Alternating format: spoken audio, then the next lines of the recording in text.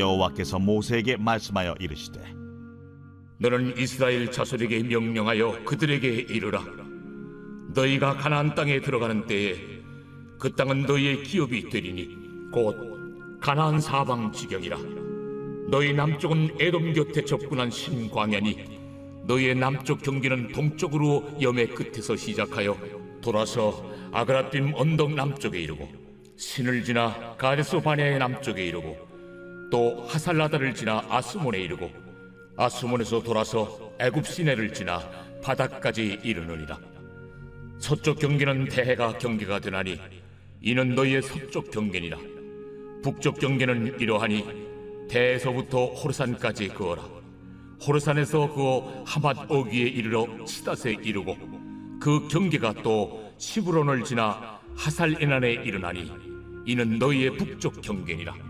너희의 동쪽 경계는 하살에난에서 그어 스밤에 이르고 그 경계가 또 스밤에서 리블라로 내려가서 아인 동쪽에 이르고 또 내려가서 긴네렛 동쪽 해변에 이르고 그 경계가 또 요단으로 내려가서 염해에 이르나니 너희 땅의 사방 경계가 이러하니라.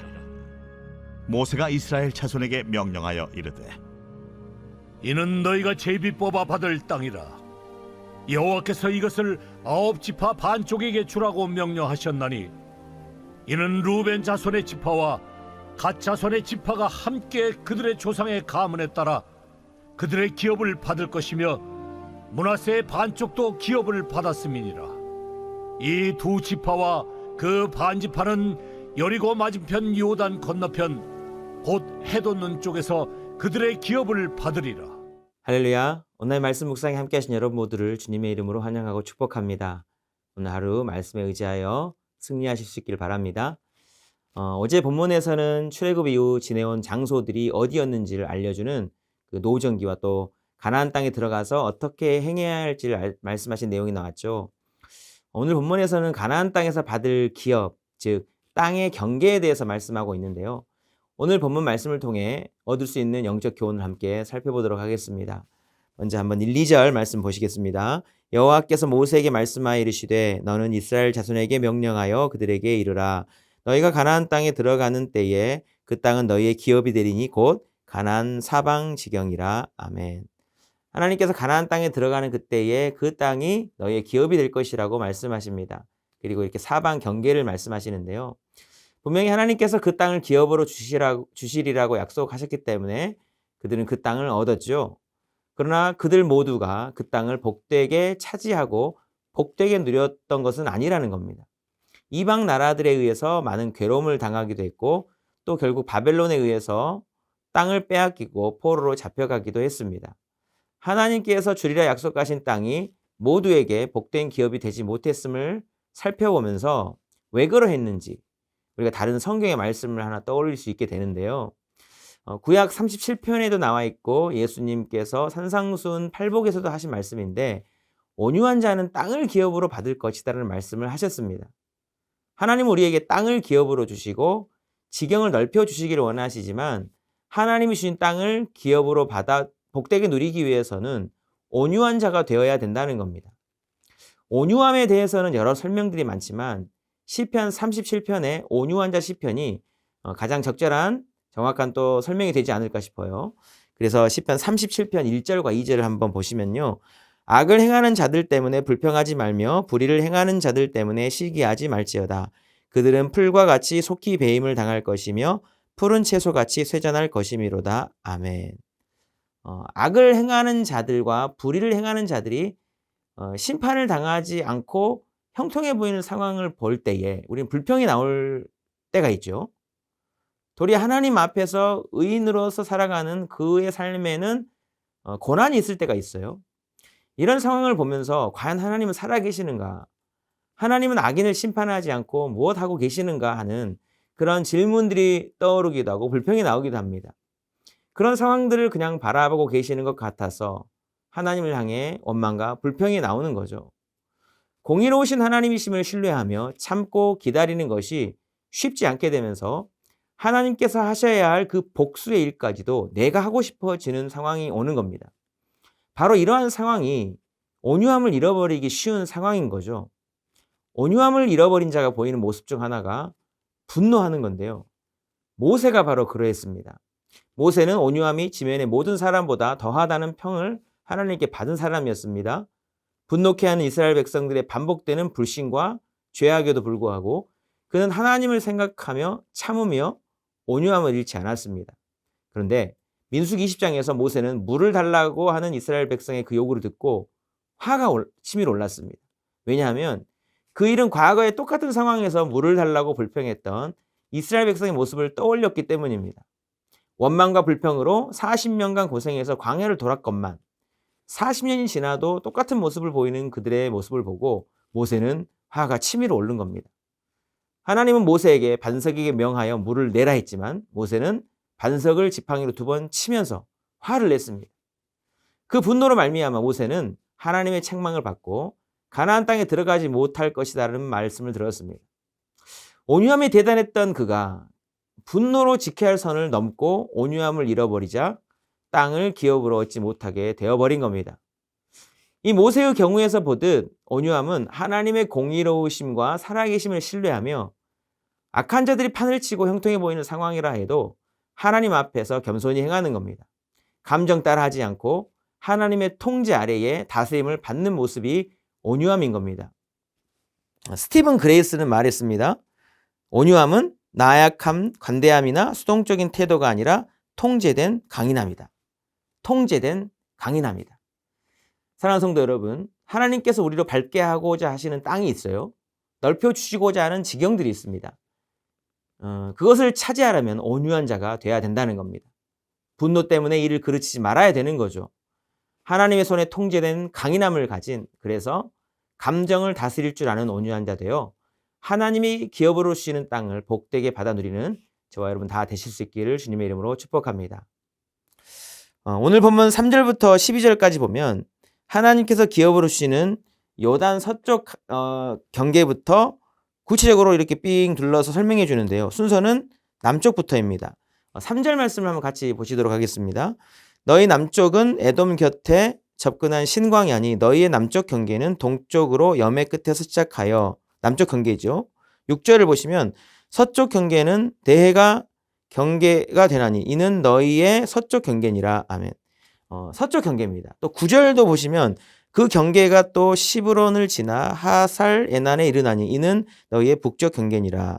이렇게 북쪽 경계를 설명해 주고 있고 또 10절부터 12절 말씀을 보시면 너희의 동쪽 경계는 하살 에난에서 그어 스밤에 이르고 그 경계가 또 스밤에서 리블라로 내려가서 아인 동쪽에 이르고 또 내려가서 긴네렛 동쪽 해변에 이르고 그 경계가 또 요단으로 내려가서 여매에 이르나니 너희 땅의 사방 경계가 이러하니라. 아멘.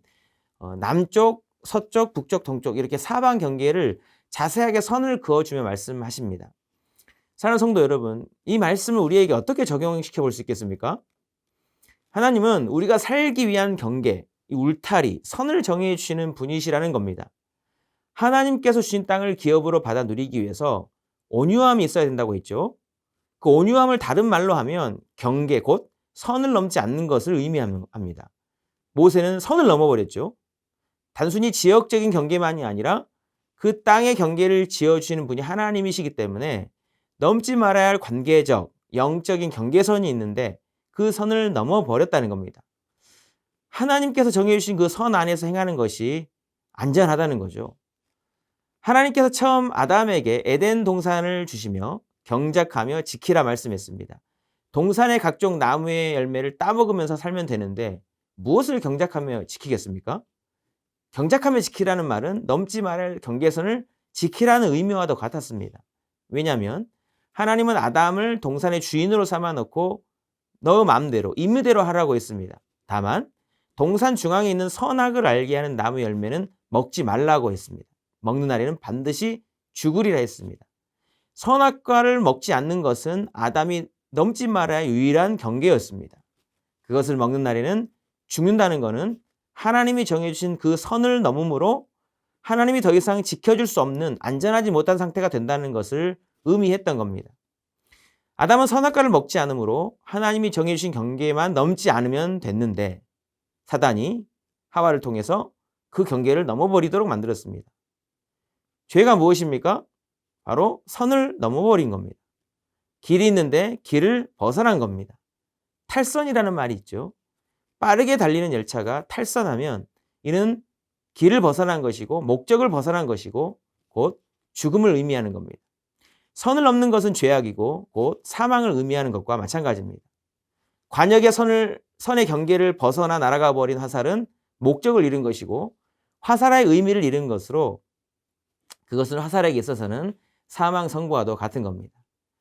사람들은 하나님이 정해 주신 말씀의 경계 안에 사는 것을 속박이라고 생각합니다. 그러나 그 경계를 넘지 않고 그 말씀의 경계 안에서 사는 것이 안전이고 축복입니다. 사랑하는 성도 여러분, 하나님이 정해 주신 말씀의 경계 안에서 선을 넘지 마시고 그 안에서 평안과 안전을 누리며 살아가는 저와 여러분의 복된 삶이 될 수 있기를 바랍니다. 오늘 본문의 마지막 부분에서는 이스라엘 백성이 하나님과의 관계 안에서 그 경계를 지키는 것이 얼마나 중요한지를 더 한 번 강조하는데요. 오늘 보면 13절 말씀을 보시겠습니다. 모세가 이스라엘 자손에게 명령하여 이르되 이는 너희가 제비 뽑아 받을 땅이라 여호와께서 이것을 9지파 반쪽에게 주라고 명령하셨나니. 아멘. 이 절에 명령이라는 단어가 2번 나오고 있습니다. 이는 오늘 본문 1절에서 하나님께서 모세에게 말씀하신 명령하여 땅을 기업으로 주라는 말을 직접 실행하는 것인데요. 중요한 것은 모세가 명령을 실행할 때 그 주는 땅을 제비 뽑아 받을 땅이라고 말하고 있다는 겁니다. 여러분, 제비가 무엇입니까? 내가 뽑긴 뽑지만 어떤 것을 뽑을지 모르는 것이 제비죠. 지파들 사이에 원망과 시비가 없도록 하기 위해서 제비라는 방법이 유용하긴 하지만 이 뽑는 사람 입장에서는 어떤 것을 뽑을지 모르는 것이고 결국 제비는 내가 뽑는 것이지만 어떤 땅을 받을지에 대한 결과는 철저하게 하나님께 속해 있다는 것을 인정하라는 겁니다. 내가 어떤 땅을 받을지에 대한 결과가 하나님의 손에 있기 때문에 하나님 앞에 겸손할 수밖에 없고 결과를 쥐고 계신 하나님의 말씀에 순종할 수밖에 없는 겁니다. 한나의 고백에 의하자면 하나님은 죽이기도 하시고 살리기도 하시는 분이시죠. 가난하기도 하시고 부하기도 하시는 분이십니다. 어떤 상황도 역전시킬 수 있는 하나님이십니다. 하나님으로부터 좋은 것을 얻기를 원하는 자가 하나님 앞에서 제비를 뽑는데 아무렇게나 할 수는 없는 거죠. 하나님 우리에게 말씀의 경계 안에 살라고 말씀하시고 그 말씀이 복이 될 것이라고 말씀하셨습니다. 오늘 본문 마지막에 제비를 말씀하시는 것은 하나님이 약속으로 주신 땅을 복되게 받아 누리기 위해서 하나님이 정해주신 선을 넘지 말고 끝까지 하나님 앞에 겸손한 자로 서야 한다는 겁니다. 사랑하는 성도 여러분, 하나님 우리에게 땅을 기업으로 주시기를 기뻐하시는 분이십니다. 하나님 앞에서 온유한 자로 살아가시길 바랍니다.